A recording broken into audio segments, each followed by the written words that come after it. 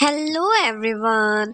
तो अब मिस्टर नी नाराज हो रहे थे क्योंकि शी गुआंग अपनी मॉम के साथ ज्यादा समय बिताती थी और अब की दफा न्यू ईयर पर भी वो अपनी मॉम और उसकी फैमिली के साथ आउटिंग के लिए जा रही थी। पर यहाँ पर दादी शी गुआंग की साइड लेती हैं और अपने बेटे को डांटने लगती हैं कि तुम्हारी डिवोर्स की ही वजह से बेचारी आगे पीछे दौड़ती फिर रही है, कभी अपने बाप की फैमिली को खुश कर तो कभी अपने माँ की। तुम इसे डांट नहीं सकते, ये सब तुम्हारी वजह से हो रहा है।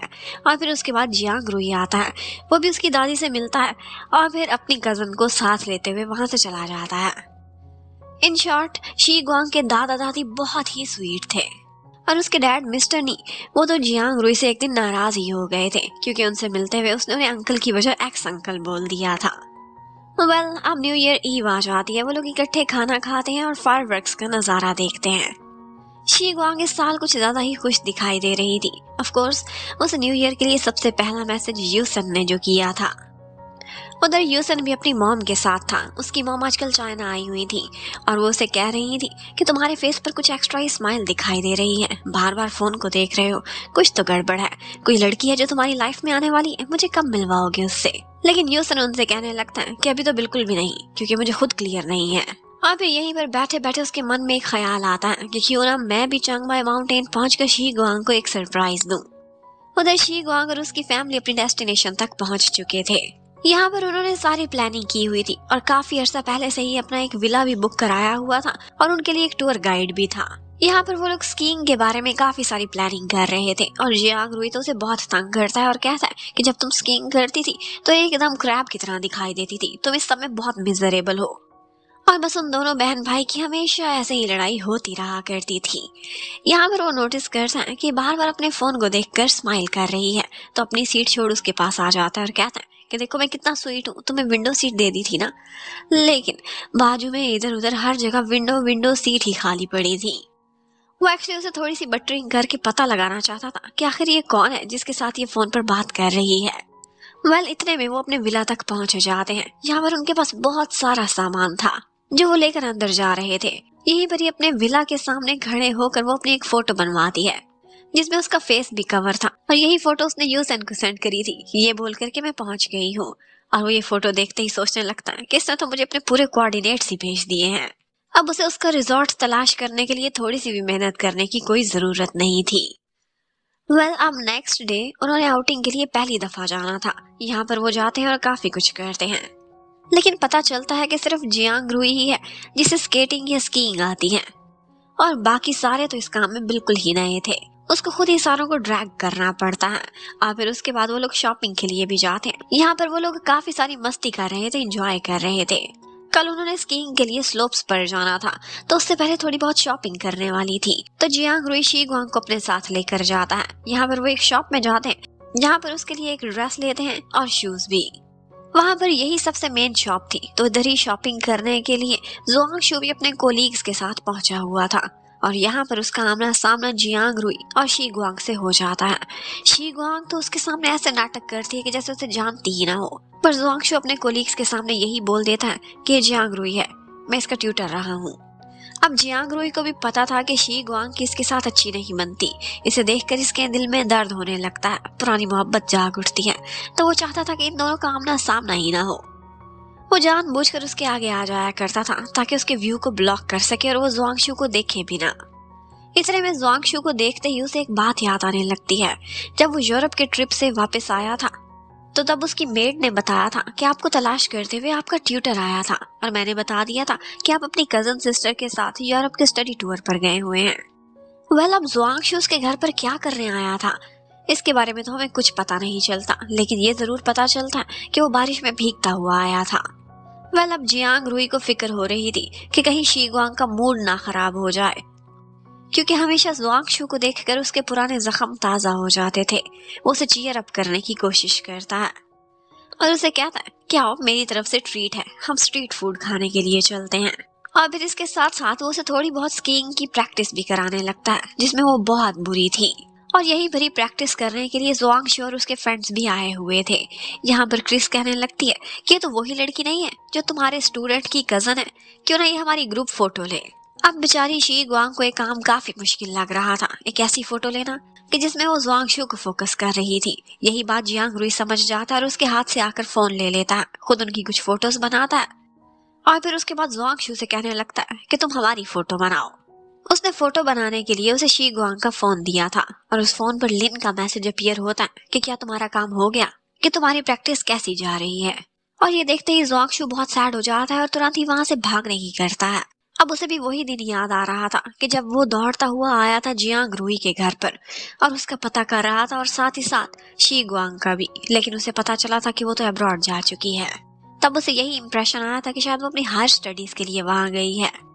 पहले तो जुआंगशु जैसे अपने जख्म भूल चुका था, एक दफा वहां आकर थोड़ा खुश हो गया था, लेकिन जैसे ही उसने शी गुआंग को देखा था तो उसके जख्म ताजा हो जाते हैं। वो बार बार ड्रिंक करने लगता और बहुत सैड दिखाई दे रहा था। इतने में उसके फ्रेंड्स एक गेम खेलने लगते हैं और उस गेम में उस पर ट्रुथ आता है। वो उससे पूछते हैं कि क्या तुमने कभी डेट किया और क्या तुम किसी को लाइक करते हो। उसने जवाब दिया कभी डेट नहीं किया और लाइक करने के क्वेश्चन पर वो ड्रिंक कर लेता है, कोई जवाब नहीं देता। इतने में जब वो अकेले में खड़ा हुआ था तो क्रिस उसके पास आती है और कहती है कि मैं एक गर्ल हूँ और मेरी इंस्टिंक्ट है, मैं महसूस कर सकती हूँ तुम उस लड़की को लाइक करते हो ना जो तुम्हारे स्टूडेंट की कजन है, जाओ उसे बोल दो यहाँ पर सैड क्यों खड़े हुए हो। लेकिन वो कहने लगता है कि अब काफी देर हो चुकी, जब मैं उसके काबिल हुआ हूँ तो उसका अपना एक बॉयफ्रेंड है, वो अपनी लाइफ में खुश है। इतने में वो दूर से गुजरते हुए शी गुआंग को देखता है, बस उसे ऐसे ही देख सकता था जैसे चांद को देखते हैं, लेकिन उसे हासिल नहीं कर सकता था। और फिर इसके साथ ही हमें पता चलता है कि सारी जुआंग फे की चाल थी। उसने जानबूझकर इसे चंगबाई माउंटेन भेजने का प्लान बनाया था और एंड टाइम पर खुद बीमार होने का बहाना कर दिया था। वो और मम्मी पीछे रह गए थे, जुआंगशु को वहां भेज दिया था जहां उसे उसके कोलीग्स मिल गए थे। जुआंगशु फे से कहता है कि जो तुमने कर दिया लेकिन आइंदा ऐसा ना करना। मैं चाहे जितना फाइट कर लूं लेकिन अब शी गुआंग को हासिल नहीं कर सकता, उसका अपना एक बॉयफ्रेंड है। उधर जियांग रुई बार बार कह रहा था कि आप सारे लोग कितने निखट्टू हैं, थोड़ी सी प्रैक्टिस कर लेते स्कीइंग की, अब कल सारा दिन मैं तुम लोगों को सिखाता रहूंगा। सिर्फ एक इंस्ट्रक्टर रखा हुआ है, काश एक और इंस्ट्रक्टर हमें मिल जाता। अब शी गुआंग अपने कमरे में जाती है, सोने के लिए फ्रेश हो रही थी कि यहाँ पर उसे यूसन का मैसेज आता है। उसने उसी के ही विला के बाहर की फोटो सेंड की हुई थी। वो ये देखते ही अपना कोट पहनती है और भागती हुई बाहर जाती है। पता चलता है कि यूसन बाहर खड़ा हुआ था, उसने एक स्नोमैन भी बनाया था, वो उसको दे देता है। ये स्नोमैन बिल्कुल वैसा ही था जैसी फोटो कल उसने अपनी बनाकर उसे सेंड की थी। यूसन को वहां देखकर शी गुआंग को बहुत खुशी होती है, लेकिन इतने में ऊपर से जियांग रुई पहुंच जाता है और पूछता है ये कौन है जिसे तुम इस टाइम पर मिल रही हो। बस उसके जहन में और कुछ नहीं आता तो वो झूठ बोल देती है, कहती है कि बोला नहीं था तुमने कि एक इंस्ट्रक्टर तलाश कर लिया मैंने तलाश। और यूसन उसे तो जैसे मौका ही चाहिए था, वो कहता है हाँ जी बिल्कुल बॉस, मैं कल किस टाइम पर आऊं। तो वो बोल देती है ठीक 9 बजे, लेकिन फिर सोचती है कि इसका मतलब है कि कल ये सारा दिन मेरे साथ स्टिक अराउंड करता रहेगा। उधर यूसन की मॉम को भी शक पड़ चुका था। वो कहती है कि जैसे ही हम यहाँ पहुंचे हैं तुम कहीं बाहर निकल गए हो, किससे मिलने के लिए गए थे, क्या वो लड़की यहीं पर आई हुई है, मुझे उससे मिलवाओ ना, मैं उसे देखना चाहती हूँ। लेकिन ऑफ कोर्स यूसन तो ऐसे बिल्कुल भी नहीं चाहता था कि अभी इन दोनों की मुलाकात हो। इतने में नेक्स्ट डे वो उनके घर के बाहर उनका वेट कर रहा था। सब उसे देखकर काफी खुश हो जाते हैं कि फाइनली हमारे पास अब 2 इंस्ट्रक्टर्स हैं और उनमें से एक तो एक्सट्रीमली हॉट है। वो हैरान थे कि तुम्हें ये कहाँ से मिला, तुमने कहाँ से हायर किया है। तो वो ऐसे ही बोल देती कि ऑनलाइन वीबो पर मिला था। अब रास्ते में उसकी आंटी जाती है और शी गुआंग से कहने लगती कि वीबो पर इसकी मुझे आईडी दिखाओ ना, मैं देखना चाहती हूँ। तो अब शी गुआंग को झूठ बोलना पड़ता है। वो कहने लगती है कि अंकल को देखे, वो घूर कर आपको ही देख रहे हैं। अब फाइनली वो लोग अपने पॉइंट तक पहुंच चुके थे और यहाँ पर बहुत चालाकी से शी गुआंग कहने लगती है कि मैं आप लोगों में से सबसे ज्यादा नालायक हूँ, तो मुझे एक अलग से इंस्ट्रक्टर चाहिए। वो बाकी सबको एक इंस्ट्रक्टर और जियांग रुई के साथ छोड़ती है और खुद अपने साथ यूसन को लेती हुई प्रैक्टिस करने लगती है। यूसन उसे बहुत अच्छे से प्रैक्टिस करा रहा था। यहाँ पर वो दोनों ट्रेनिंग करते हैं, बहुत सारा मजा भी करते हैं।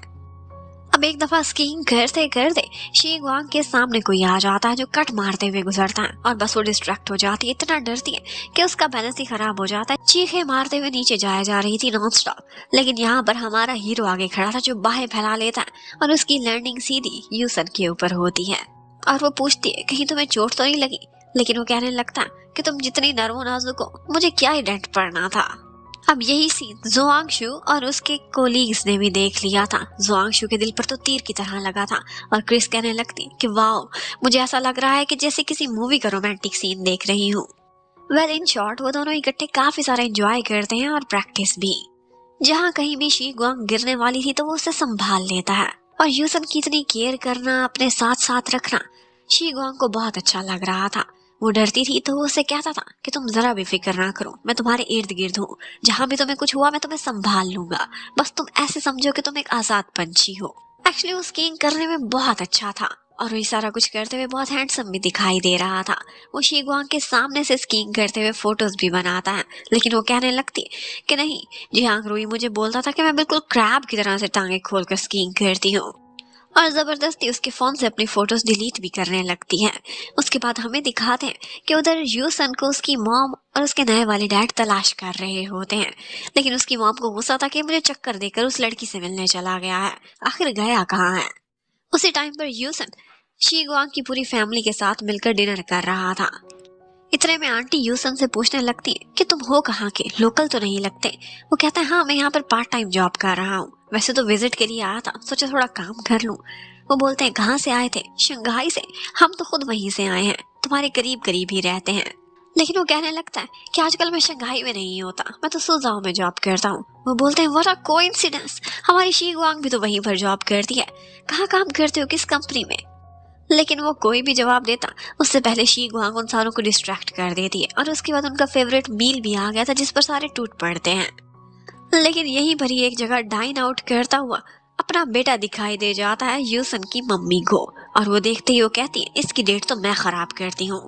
पीछे खड़ी उनकी बातें सुन लेती है और फिर जाकर कहने लगती है हे इंस्ट्रक्टर मिस्टर लिन, तुमने मेरे साथ धोखा किया? क्या किसी ने ज्यादा पैसे दे दिए थे जो तुमने मुझे छोड़ किसी और के साथ एक्ट कर लिया है? वो सारे हैरान होकर देख रहे थे। यूसन के तो गले में खाना ही अटकने वाला था। इसलिए में वो कहने लगता है कि मम्मी ऐसे तो ना करो, और बस वो सारा कुछ सबके सामने क्लियर कर देता है और कहता है कि मैं एक्चुअली शी गुआंग का बॉस हूँ, हम दोनों एक ही कंपनी में काम करते हैं। बस ऐसे ही जियांग रुई के सामने शरारत की थी, वो शरारत थोड़ी बढ़ती बढ़ती एक ट्रिक में ही बदल गई। वेल यहाँ पर जैसे ही शी गुआंग की मॉम देखती है यूसन की मॉम को, तो पता चलता है कि वो दोनों एक दूसरे को पहचानती हैं। काफी अरसे पहले उनकी एक मुलाकात हुई थी। अब सीन यहाँ से शिफ्ट होता है और उसके बाद शी गुआंग की इंटेरोगेशन का टाइम था। सारे लोग गिर्द गिर्द बैठे उसे सवालिया नजरों से घूरे जा रहे थे और उसे समझ नहीं आ रही थी कि इन्हें कैसे पटाए। फिर वो उसे कहने लगते हैं खुद बताओगी या हम पूछें कि क्या ये बॉस तुम्हें लाइक करता है? वो कहती है हाँ ऐसा ही है। आंटी कहती है कितना हैंडसम है, मेरी तरफ से तो क्लियर है, इजाजत है तुम्हें, जाओ इसे डेट करो। लेकिन इतने में अंकल कहने लगते हैं कि क्या तुम्हें इसके फैमिली बैकग्राउंड के बारे में पता है? वो कहती है सिर्फ इतना जानती हूँ कि मिस्टर शेंग का नवासा है, दैट्स ऑल। लेकिन फिर अंकल उसे बताने लगते हैं कि क्या तुम्हें इसके डैड के बारे में मालूम है, उनकी डेथ कैसे हुई थी और इनकी फैमिली में क्या प्रॉब्लम्स चल रहे हैं। और वो उसे सारी कहानी सुनाने लगते हैं। जबकि दूसरी तरफ हमें दिखाते हैं कि यूसन अपनी मॉम के साथ खड़ा हुआ था। उसकी मॉम उसे कहती है कि ये लड़की मुझे बहुत पसंद आई है और मुझे अपनी बहू के तौर पर स्वीकार है, जाओ और इसका दिल जीतो। और बस इसी के साथ ही मॉम और बेटा दोनों आपस में बातें कर रहे थे और हमें उनकी बैकग्राउंड की सारी कहानी का पता चलता है। एक्चुअली मिस शेंग यूसन की मॉम एक बहुत ही स्ट्रॉन्ग फैमिली से थी और वो उसके डैड को लाइक करती थी। बार बार उन्हें प्रपोज करती थी पर वो इनकार कर देते थे। ये कहते थे कि मुझे लगता है कि मैं तुम्हारे काबिल नहीं हूँ। लेकिन इन दी एंड उनकी जोड़ी बन ही गई थी। उसके डैड वाकई बहुत कैपेबल थे और जैसे ही उन्होंने शेंग युआन कंपनी को ज्वाइन किया था तो तरक्की करते करते काफी ऊपर पहुंच गए थे और कहीं ना कहीं वो एक दामाद होकर भी असल बेटों से ज्यादा काम कर रहे थे। और वो इतने कैपेबल थे कि बहुत से लोगों में जेलसी जाग उठी थी और वो थे यूसन के मामू लोग, जिन्होंने उन्हें जानबूझकर एक जाल में फंसाया था और फिर सारा इल्जाम उन पर डाल दिया था। अब यहाँ पर उसके नाना जी को स्टैंड लेना पड़ता है और वो उसे एग्जाइल करके बहुत दूर ट्रांसफर कर देते हैं। उसकी मम्मी बहुत सैड हुई थी, लेकिन नाना जी ने कहा था कि वक्ती तौर पर यह सख्त फैसला मुझे लेना पड़ेगा, लेकिन मैं उसे जल्दी वापस बुला लूंगा। पर 1 साल नहीं बल्कि 3 साल उसके डैड ने वहां पर स्टे किया। लेकिन इन दी एंड जब वो आए थे तो खुद नहीं बल्कि उनकी डेड बॉडी आई थी। उन्हें किसने खत्म किया, किसने साजिश की, कुछ समझ नहीं आ रही थी।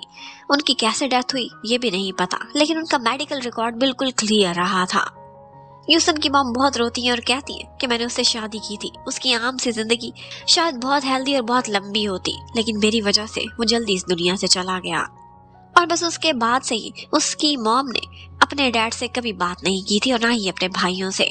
वो उन सबको छोड़कर स्विट्जरलैंड शिफ्ट हो गई थी और अब भी जब वो चाइनीज न्यू ईयर पर आई हुई थी तो अपने डैड से नहीं मिलने वाली थी। लेकिन यूसन को उन्होंने कभी भी अपने नाना नानी या दादा दादी से मिलने से बिल्कुल नहीं रोका था, क्योंकि ऑफ कोर्स उनका खून का रिश्ता था और वो उनके बीच कोई दरार नहीं डालना चाहती थी।